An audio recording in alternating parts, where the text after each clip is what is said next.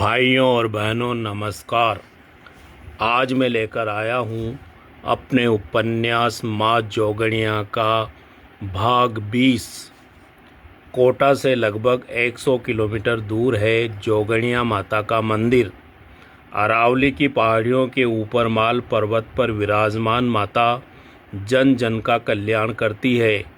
अमीर गरीब सभी तरह के भक्त माता के द्वार पर पहुँचते हैं। माता सबकी मनोकामना पूर्ण करती है। इसी लोकमान्यता को शब्द देती है यह कृति माँ जोगणिया को नमन। सुबह सोम जल्दी उठ गया। चाय पीकर वह झरने पर नहाने धोने चला गया। झरने पर से सोम घर लौटा तब तक भीलर माँ ने खाना तैयार कर दिया। 2 रोटियों का नाश्ता करके सोम तैयार होने लगा।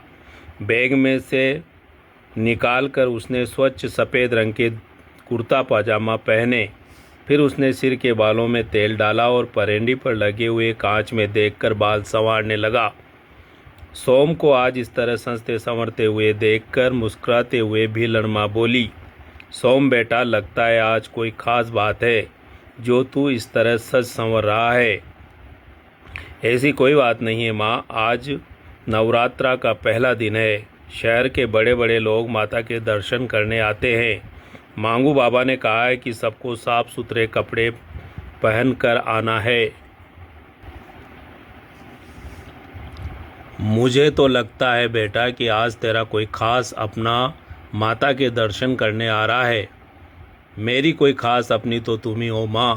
क्या आज तुम माँ जोगणिया के दर्शन करने आ रही हो माँ? मैं तो हमेशा ही माँ जोगणिया के आसपास रहती हूँ, रोज़ ही उसके दर्शन करती हूँ बेटा।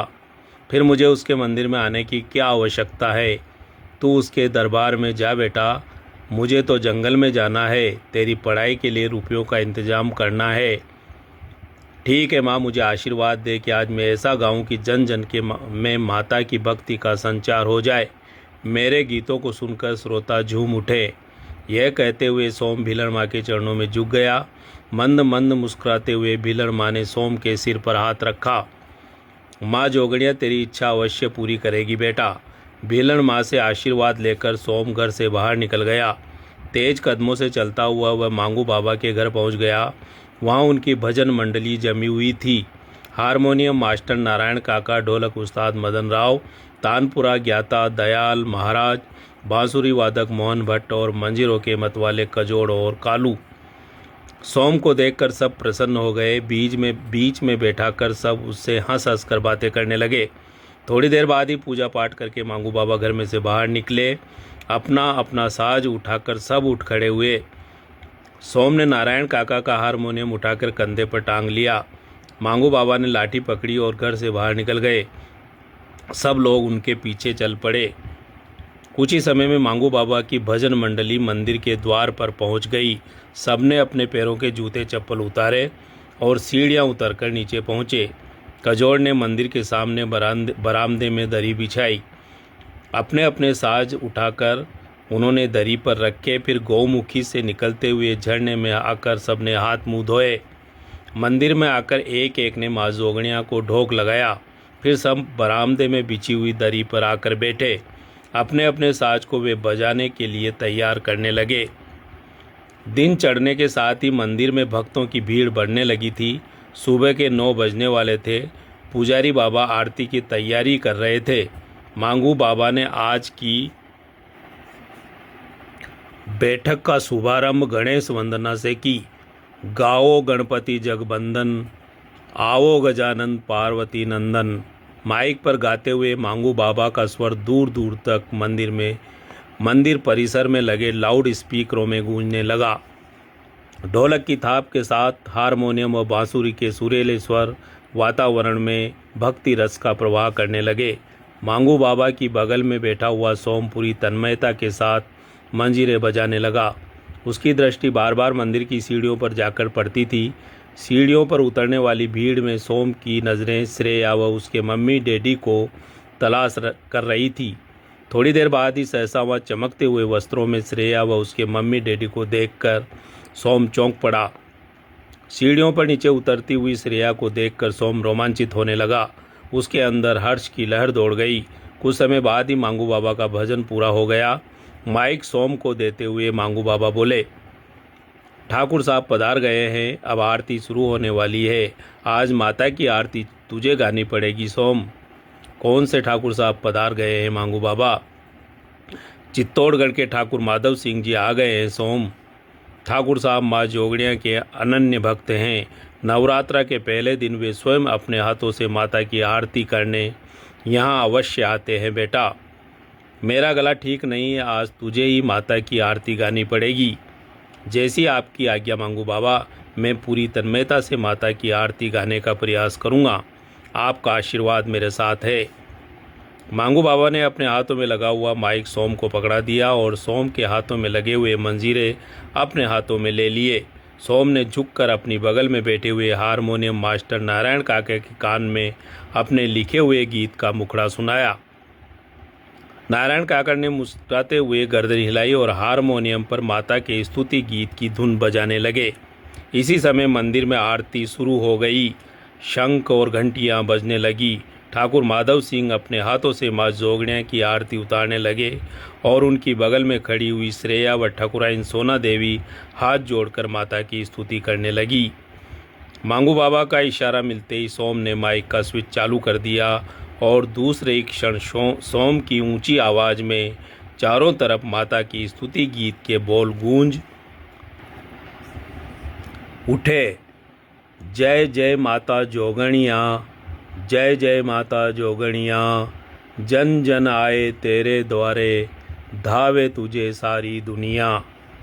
और इसी के साथ हारमोनियम के मधुर स्वरों के बीच ढोलक की थाप पर बज उठी बांसुरी की मीठी धुन और मंजीरों की झनकार गूंजने लगी।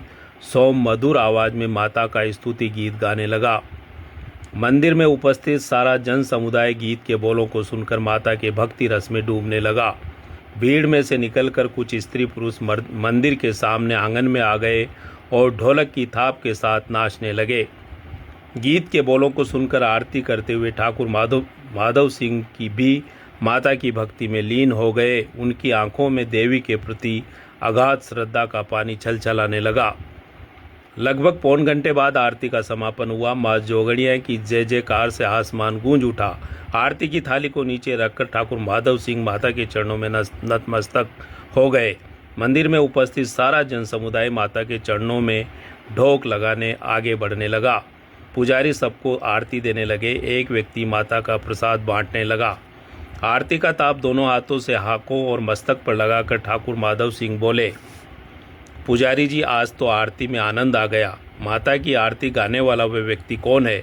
मैं उसे देखना चाहता हूँ। जोगड़िया माता बस्ती का ही एक भील युवक है ठाकुर साहब, बहुत अच्छा गाता है। आइए मैं आपको उससे मिलवाता हूँ। भीड़ में जगह बनाते हुए पुजारी जी आगे बढ़े। उनके पीछे ही ठाकुर माधव सिंह, उनकी पत्नी सोना देवी और बेटी श्रेया चलने लगे।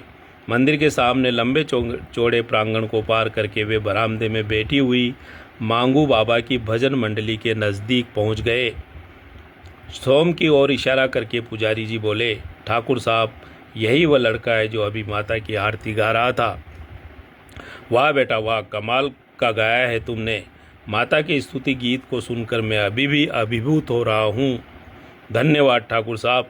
4 पंक्तियों का सृजन करके मैंने माता के चरणों में अर्पित की है। आपको मेरा गीत पसंद आया है, ये जानकर मुझे अति प्रसन्नता हो रही है।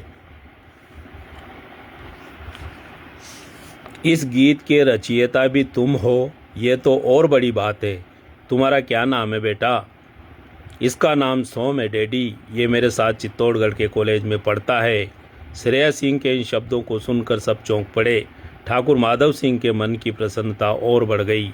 अरे वाह, ये तो और खुशी की बात है कि तुम हमारी बेटी श्रेया के साथ पढ़ते हो। चित्तौड़ में कभी तुम्हें कोई परेशानी हो तो तुम मेरे पास चले आना सोम। माधव विलास के द्वार तेरे लिए हमेशा खुले हैं। आज तेरा गीत सुनकर मेरा मन प्रसन्न हो गया है। मुझे लगता है कि इस गीत को सुनकर माँ जोगणिया भी प्रसन्न हो गई होगी। लो, मेरी तरफ से तुम्हारे लिए ये इनाम है बेटा। ठाकुर माधव सिंह ने अपने पर्स में से 1100 रुपये निकाले और सोम के हाथ में रख दिए। दूसरे ही क्षण वे मुड़े और मंदिर की सीढ़ियों की ओर चल पड़े। सोना देवी और श्रेयस भी उनके साथ चल पड़ी। सोम विस्मयपूर्वक उन तीनों को सीढ़ियाँ चढ़ते हुए देखता रह गया। कुछ ही समय में वे उसकी नज़रों से ओझल हो गए। सोम अपने हाथों में रखे हुए रुपयों को मांगू बाबा को देते हुए बोला, लो मांगू बाबा, ये मेरा नहीं, आपकी पूरी भजन मंडली का इनाम है। यह सुनकर मांगू बाबा की बूढ़ी आंखों में खुशी का पानी छलछला आया। सब लोग प्रसन्न हो गए। मांगू बाबा ने सोम को गले लगा लिया। तो भाइयों और बहनों, ये था मेरे उपन्यास का भाग 20। अगला भाग लेकर मैं फिर शीघ्र ही आपके बीच हाजिर होऊंगा। धन्यवाद।